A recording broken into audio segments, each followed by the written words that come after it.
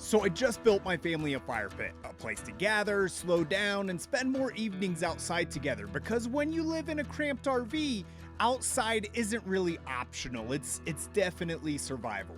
But it turns out a fire pit without dry wood is just a very optimistic hole in the ground. I'm trying to make a fire so we can live outside, but my dumb self forgot to build us something so that we could have dry firewood after it snows or rains. So today we're gonna fix that. Because the fire pit is the heart of our outdoor space, this build is the fuel system. We're building a simple A-frame firewood holder, something strong, something weather resistant, and made mostly from materials we already had lying around.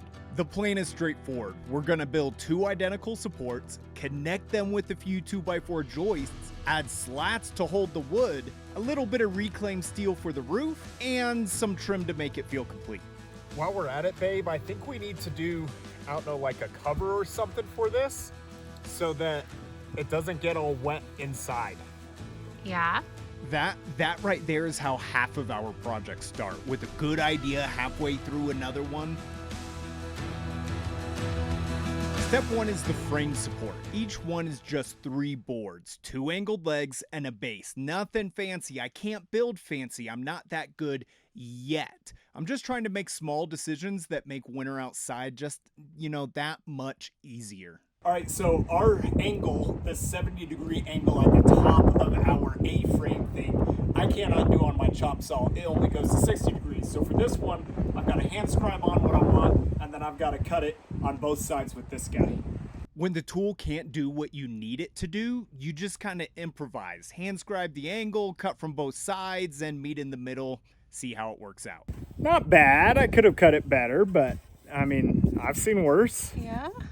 Work for now? It'll work for now. Perfection is great, no doubt about that, but good enough keeps the Homestead dream alive. I attach the angle supports to the sides of the base instead of sitting them on top. That gives the fasteners shear strength instead of just relying on compression, which makes the whole frame resist spreading when it's loaded with wood. Now with the frame assembled, we can realize that it was bigger than I had anticipated, but that's okay. Because good enough is well enough. Which honestly just means more firewood storage, so I'm calling this a win. So now we just got to duplicate this, connect the two together, and we can start putting together our teepee. Once I confirmed the first frame actually worked, it was just rinse and repeat. Build the second support and then connect them with cross members. Adding a few 2x4 joists to each side easily holds these two sides together, and the strength of the whole thing will increase as we add the next part. Okay, so we got the frame going, so all I've got to do now is get some slats for the bottom here. The bottom slats carry all the weight, so spacing and bearing kind of matter here, but I still just eyeballed it. 2-foot spans with solid bearing on each side is more than enough to hold a full stack of seasoned wood, so I'm not gonna overcomplicate this. So I thought I was done with the frame, but then Kara was like, well, what about that little section up top to put all the small wood? And I was like, fine. And as normal, she was absolutely right. A small upper shelf for kindling keeps the tiny stuff dry, and it's easy to grab, and it costs absolutely nothing to add while the tools were already out. Little upgrades like this don't feel important when you're building them, but they really can make the whole project better, and Kara gets to be right again. With the frame done, Kara took over painting so I could start working on the roofing and trim. This is honestly my absolute favorite part of the project. It's when the family gets invested on what we're trying to build, and I get to take a break.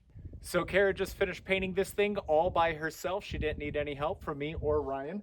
And now we just got to finish out the trim and the roof for it, and this thing will be ready to go.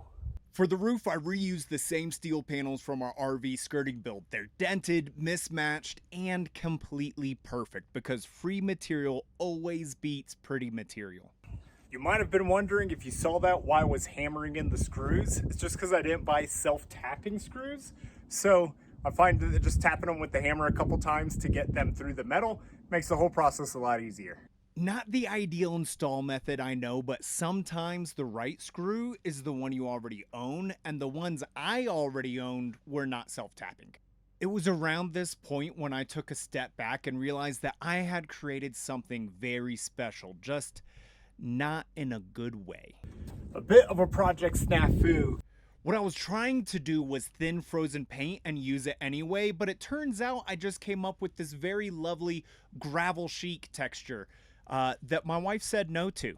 Now I've got to strip this and repaint it, so yay me! So I stripped it down and I did it right, this time with actual overpriced outdoor paint from Ace. Yay me again. My arrogance was my downfall. Have I mentioned at all in any of these videos how much I hate painting? Painting is annoying, yes, but trim is absolutely worse because trim requires patience and patience requires character growth. And honestly, at this point, I'm really sick of growing character.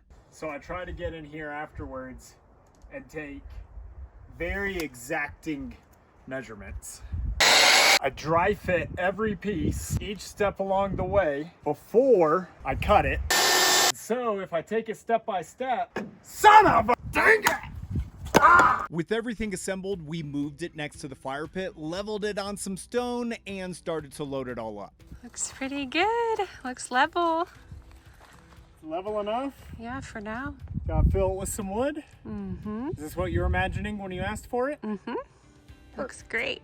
And just like that, we went from wet pile of logs to one step closer to outdoor living. Okay, so bonus, let's make a quick well cover for the fire pit. A simple cover keeps snow out and saves us time every time we want to start a fire because we don't have to clear out the snow and try to get it dry or mess with any of that stuff.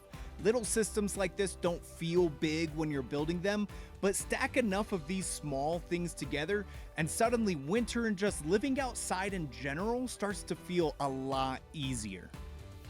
This is the second piece of outdoor setup, and every time we add one more, living outside in winter feels a little bit less like survival and a lot more like our new normal. Join us next week when we start putting together some chairs so we can finally get our butts out of the snow. And as always, we don't really know what we're doing, but we're gonna do it anyway.